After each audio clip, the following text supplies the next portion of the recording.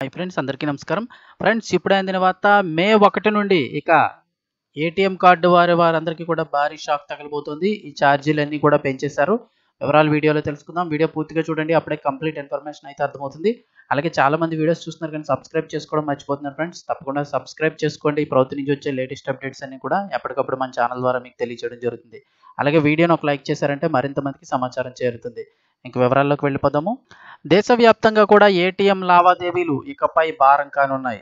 ఒక నెలలో ఉచిత పరిమితి దాటిన తర్వాత ఒక్కో లావాదేవీపై 23 రూపాయల చొప్పున వసూలు చేసుకునేందుకు భారతీయ రిజర్వ్ బ్యాంక్ అయినటువంటి ఆర్బీఐ బ్యాంకులన్నిటికీ కూడా అనుమతి ఇచ్చిన సంగతి తెలిసిందే.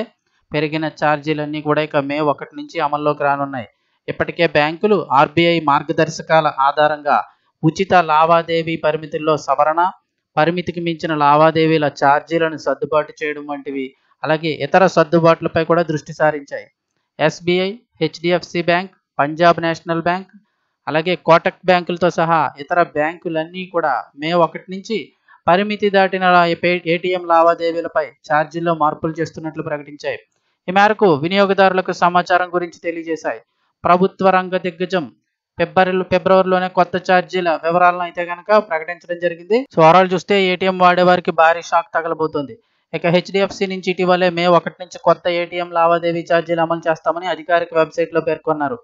నెలలో ఉచిత పరిమితులు దాటిన తర్వాత ఏటీఎం లావాదేవీల రుసుము ఒక్కొక్క ట్రాన్సాక్షన్కి 23 రూపాయలు మీ అకౌంట్లోంచి కట్ అయిపోతుంది.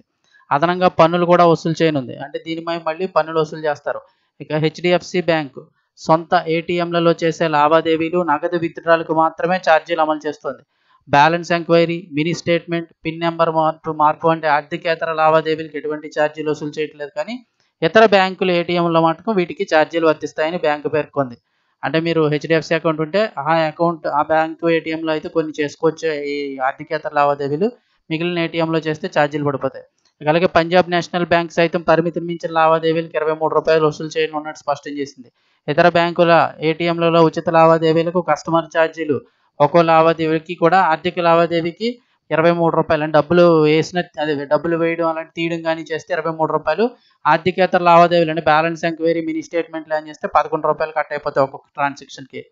అలాగే ఇండస్ఇండ్ బ్యాంక్ కూడా ఇతర బ్యాంక్ ఏటీఎంలో చేసిన నగదు విత్డ్రాలకు ఉచిత పరిమితి దాటిన తర్వాత 23 రూపాయలు వసూలు చేస్తామని అధికారిక వెబ్సైట్లో తెలిపింది.